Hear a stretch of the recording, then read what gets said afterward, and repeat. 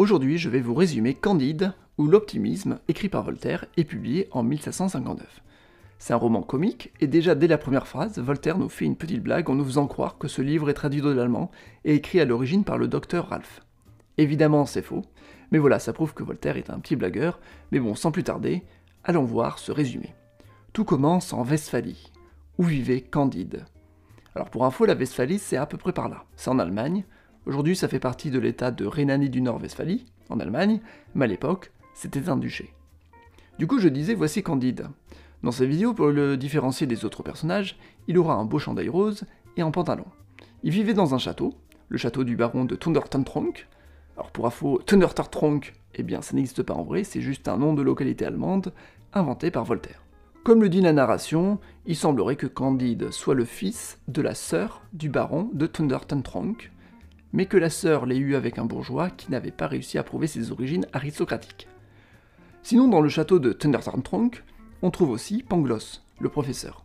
Alors pour info, Pangloss est professeur de métaphysico-théologomnoscominologie. Pangloss lui explique que les nez servent à porter des lunettes et que les pieds servent à porter des chaussures. Bref, plein de trucs super intéressants. Mais pour Candide, son principal intérêt, c'est Cunégonde, 17 ans, la fille du baron de Thundertantronckh. Mais un jour, dans un petit bois près du château, Cunégonde y voit par hasard le professeur Pangloss donner une leçon de physique expérimentale à une des femmes de chambre dans un buisson. Alors je ne sais pas trop ce que voulait dire Voltaire par leçon de physique expérimentale, libre à nous de l'imaginer, mais ce qu'il faut savoir c'est que Cunégonde avait envie de tenter la même chose. Elle partit à la rencontre de Candide, et le lendemain ils s'embrassèrent, mais le baron de Thundertantronckh vit la scène et choqué demanda à Candide de quitter le château. C'est ainsi que commence notre chère aventure.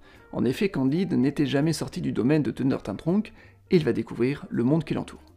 Candide quitte Thundertantronckh pour aller vers la ville de Walderbergorf-Taxblichdorf. Alors oui, Voltaire a un don pour inventer les noms de localités allemandes. Dans cette ville, il rencontre deux soldats qui l'embauchent pour faire la guerre pour le roi des Bulgares. Bref, Candide se retrouve soldat et sur un champ de bataille, en plein pendant la guerre de 7 ans. Alors je sais pas si vous vous rendez compte du changement drastique de situation, il passe de la paisible vie de château à la vie de guerre. Après avoir survécu à une bataille qui fit environ 30 000 morts, entre les Bulgares et les Avars, Candide décide de fuir. Il traverse d'abord un village avar, détruit par les Bulgares, puis un village bulgare, détruit par les Avars. Il décide donc de partir pour la Hollande, car il sait que c'est un pays riche. Là-bas, il rencontre Jacques l'Anabaptiste, un mec qui a inventé son nouveau courant religieux. Ce dernier voulait lui apprendre à travailler dans ses manufactures aux étoffes de Perse qu'on fabrique en Hollande. Plus tard, Candide rencontre un gueux malade qu'il ne reconnaît pas au début, mais qui s'avère en fait être Pangloss. Pangloss lui explique que le château de Thundertantronckh a été détruit par les Bulgares, ces derniers ont coupé en morceaux Madame la Baronne, violé autant de fois que possible Cunégonde, avant de l'éventrer et casser la tête du baron. Mais bon, pas d'inquiétude, des Avars ont fait exactement la même chose à un château rival, donc ça compense. Si Pangloss n'était plus reconnaissable, c'était parce qu'il avait chopé une MST qu'avait Paquette. La femme de chambre, ces derniers avaient cette MST d'un cordelier qu'il avait eu d'une vieille comtesse, qu'il avait eu d'un capitaine de cavalerie, qu'il avait eu d'une marquise, qu'il avait eu d'un page, qu'il avait eu d'un jésuite, qu'il avait eu d'un compagnon de Christophe Colomb. Alors petite pause dans l'histoire, ici on fait référence aux maladies originaires d'Amérique qui commençaient à sévir en Europe. Pangloss arrive cependant à guérir en devenant borgne grâce aux soins de Jacques l'Anabaptiste. 2 mois plus tard, Jacques doit partir en voyage d'affaires au Portugal, Candide et Pangloss l'accompagnent. Leur bateau, juste avant d'arriver à Lisbonne, subit une très forte tempête. Jacques l'Anabaptiste y tombe à l'eau, après avoir tenté de sauver un matelot avec qui il s'était disputé. Pangloss explique à Candide que le port de Lisbonne était conçu pour que Jacques s'y noie. Nos deux survivants arrivent à Lisbonne, et là il y a un séisme. L'Inquisition les arrête dans le but de faire un auto-da-fé. Bon, en gros, il y a eu un tremblement de terre qui a rasé les 3/4 de Lisbonne.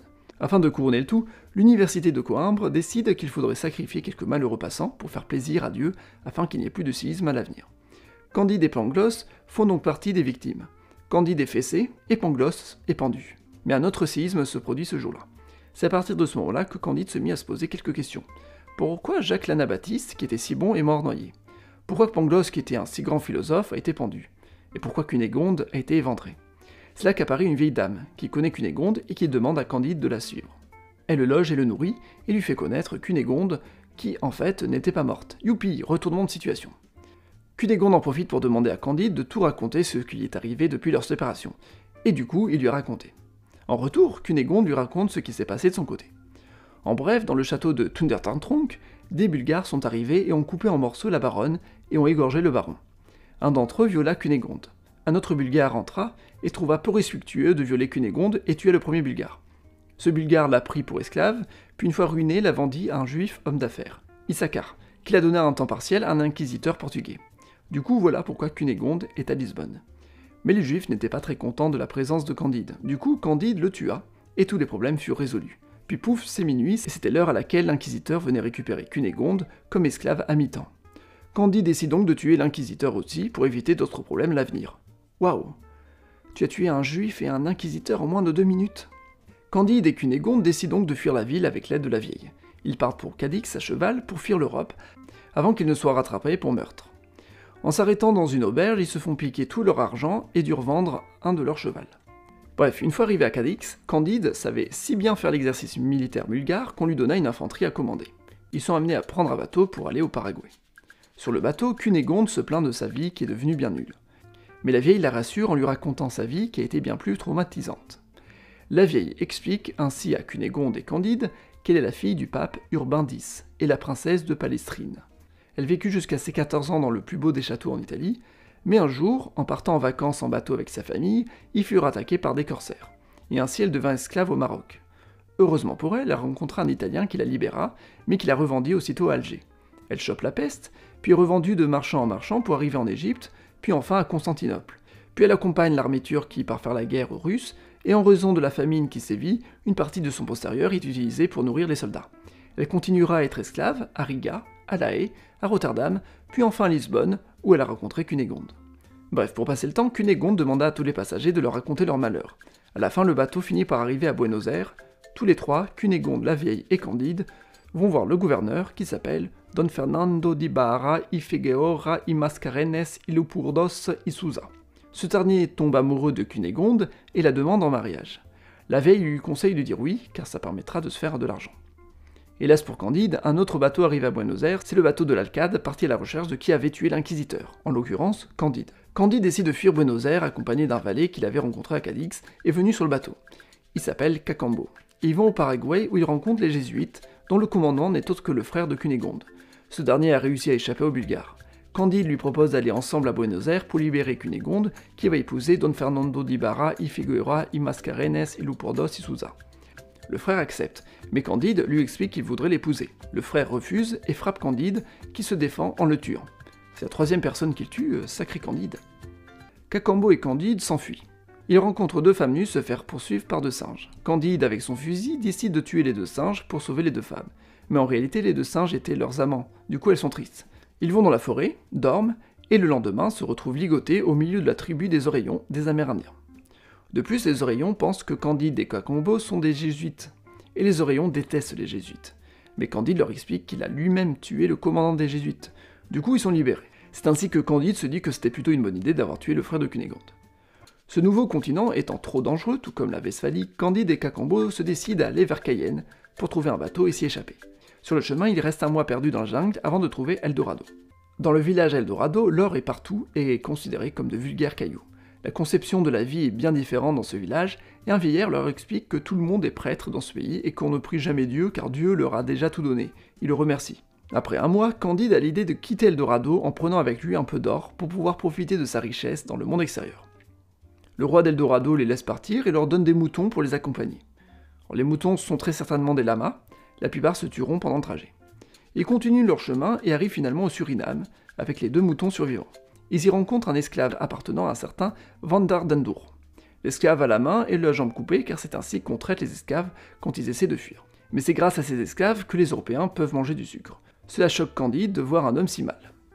Cacambo et Candide rencontrent un patron espagnol qui veut bien ramener Cacambo à Buenos Aires pour que ce dernier puisse aller libérer Cunégonde contre de l'argent. Cacambo part donc en bateau et prévoit de rejoindre Candide en Italie. Pendant ce temps, Candide doit se trouver un bateau pour aller à Venise, qui lui semble le pays le plus sûr. Il rencontre Vandardendour. Vu que Candide est extrêmement riche, il lui offre 10 000 piastres pour le voyage. Vandardendour, comprenant que Candide est super riche, lui propose d'accepter le voyage pour 30 000 piastres, puis s'enfuit laissant Candide seul. Candide porte donc plainte auprès d'un juge hollandais, ce dernier en profite lui aussi pour lui faire payer des prestations à 10 000 piastres. Bref, après avoir perdu beaucoup d'argent, Candide se contente de prendre un bateau pour Bordeaux, avec qui il partagera une cabine avec un savant du nom de Martin. Martin s'est fait voler par sa femme, frappé par son fils, et on a enlevé sa fille. Pendant le trajet, il découvre que le bateau de Van der Dandour s'est fait attaquer et a été coulé. Après plusieurs jours de voyage, ils arrivent en France. De Bordeaux, ils doivent aller à Venise, mais un petit détour par Paris ne faisant pas de mal. Ils sont donc allés dans la capitale. À Paris, Candide se fait encore piquer de l'argent, soit par des médecins quand il est malade, soit par une marquise prostituée. Bref, Candide, toujours aussi naïf, parlera de Cunégonde à tout le monde, car elle lui manque. Ce qui fait que par miracle, le lendemain, il reçoit une lettre d'une certaine Cunégonde, très malade, arrivée à Paris depuis peu. Candide y va, avec Martin. Hélas, la Cunégonde ne veut pas se montrer, ni parler, elle veut bien les diamants de Candide, ceci dit. Mais voilà, la police les arrête et Candide le corrompt pour échapper à la justice. Le policier corrompu décide donc de les emmener à Dieppe pour qu'ils puissent prendre un bateau pour aller en Angleterre, mais comme l'Angleterre ne plaît pas à Candide, il arrive à payer un bateau pour aller directement à Venise. Ils arrivent à Venise, Candide cherche logiquement Cacambo, qui est censé avoir amené Cunégonde de Buenos Aires, mais à Venise, Candide rencontre Paquette, la femme de chambre du château de Thundertentronckh, qui est devenue une prostituée, et son principal client est un moine, le frère Giroflée. Candide, après avoir vécu tous ses malheurs, demande à rencontrer un homme heureux. On lui dit que Pococurante est l'homme qui n'a jamais connu de chagrin. Martin et Candide vont donc au palais de Pococurante, qui en fait s'ennuie à mort. Et enfin, ils finissent par rencontrer Cacambo, qui était réduit en esclavage, et leur explique que Cunégonde est esclave aussi, mais à Constantinople, et ce, avec la vieille. Candide rencontre ainsi le baron, le frère de Cunégonde, qu'il pensait avoir tué.